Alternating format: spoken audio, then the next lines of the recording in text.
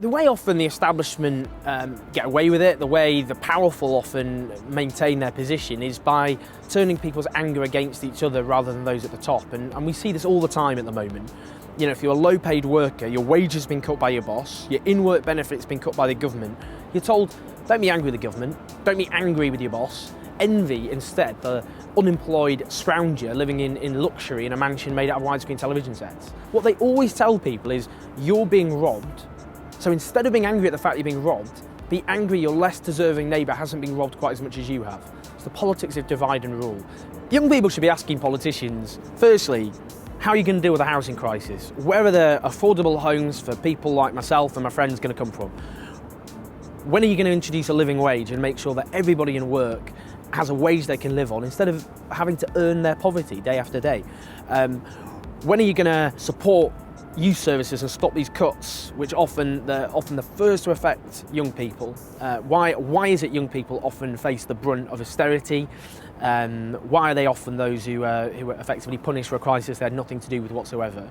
Asking them about foreign policy, you know, often young people are sent to illegal and unjust wars, often the first to be sent. It's not the kids, generally speaking, of politicians who vote for these wars.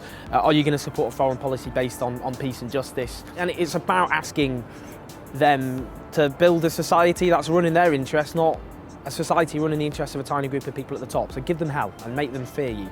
I'd say to first-time voters that think carefully about your future and the issues that affect you. Who's going to deal with the housing crisis? Who's going to make sure that we have properly paid job and a living wage instead of poverty pay?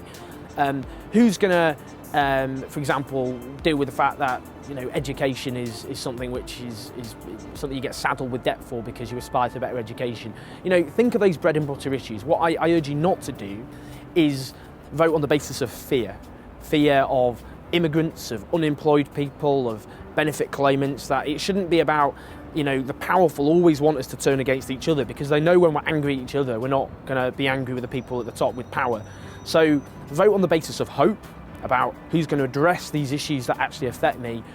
Don't let politicians scare you and make you fear each other, because as soon as we do that, then the bankers who plunge us into economic disaster, the rich tax dodgers, the poverty-paying bosses, they're let off the hook.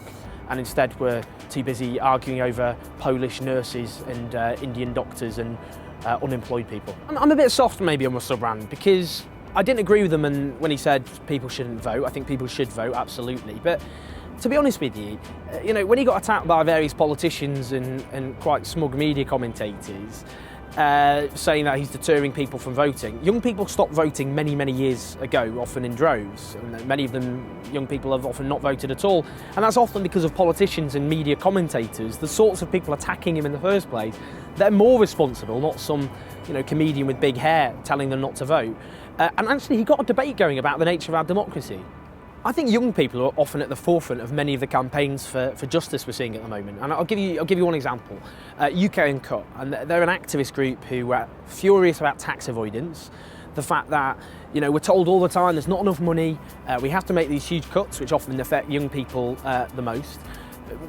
And yet at the same time, rich people aren't paying, what, £25 billion worth of tax each and every year. And these young activists, they occupied shops and businesses like Top Man, Top Shop, for example, whose owners weren't paying their taxes. And they forced tax avoidance onto the agenda. The media and politicians were forced to actually address these issues. Another example, in Brixton, the Ritzy Cinema, predominantly young workers who were fighting for the basic principle that everybody in work should have a wage on which they can live. They're the ones who keep the businesses afloat and open and keep it profitable, so they should be paid properly. And they went on strike and they faced all sorts of threats, but they won a massive increase in their wages with the promise of no job cuts. The same at the Curzon Cinema.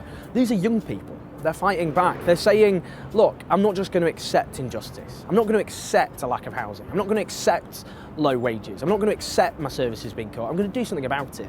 And they organised, and they've actually changed things. They're actually winning victories. And that should inspire, I think, other young people to think, if they can fight back, if they can win, if they can make their voice heard, then maybe I can as well.